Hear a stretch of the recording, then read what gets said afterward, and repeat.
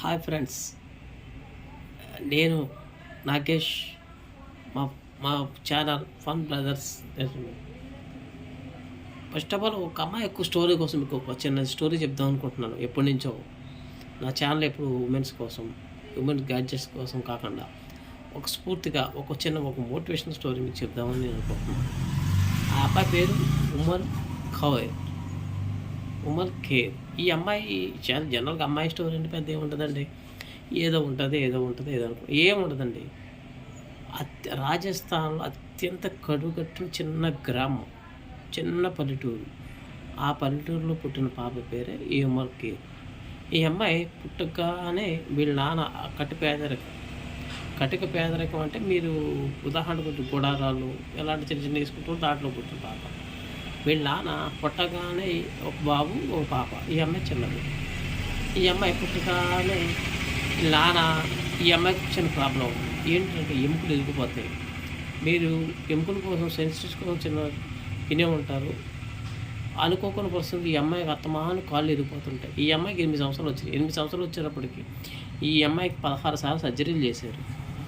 వీళ్ళు కటిక పేదలకు. ఈ అమ్మాయి చదివిద్దాం ఎంతో ఉద్దేశం అనుకున్నారు, కానీ వీళ్ళ నాన్న ఆర్థిక పరిస్థితి సరిపోవట్లేదు. వీళ్ళ నాన్న చేసేది ఒక టీ అమ్ముతారు, ప్లాస్కులు పెట్టి వాళ్ళు అమ్ముతారు. వాళ్ళు అమ్మేయడంలో అక్కడ రాజస్థాన్లో అవ్వట్లేదని ఢిల్లీ వెళ్ళిపోయారు. వీళ్ళ నాన్న పాప చదువుకుందామని ఎంతో ఆశ, కానీ పాప చదువుకోలేదు. దీనికి ఏం చేశారంటే నాన్న చదివించారు అమ్మాయిని. ఆ పిల్లని, చిన్న పిల్లని అనాథాశ్రమంలో జాయిన్ చేశారు. ఆ పాప 1 నుంచి 5 సంవత్సరాల వరకు ఒక అనాథాశ్రమంలో పెరిగింది.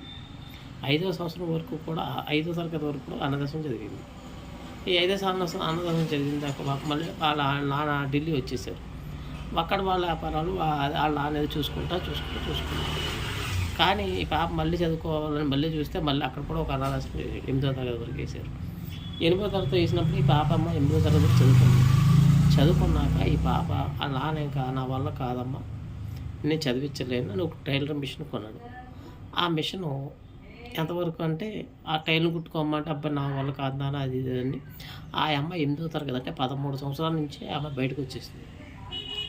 13 సంవత్సరాల నుంచి బయటకు వచ్చేసేసి ఆ పాప 13 సంవత్సరాలప్పుడే బయటకు వచ్చింది. ఈ పాపం ఏమీ లేని పరిస్థితుల్లో ఆ అమ్మాయి దగ్గర ఏమీ లేవు.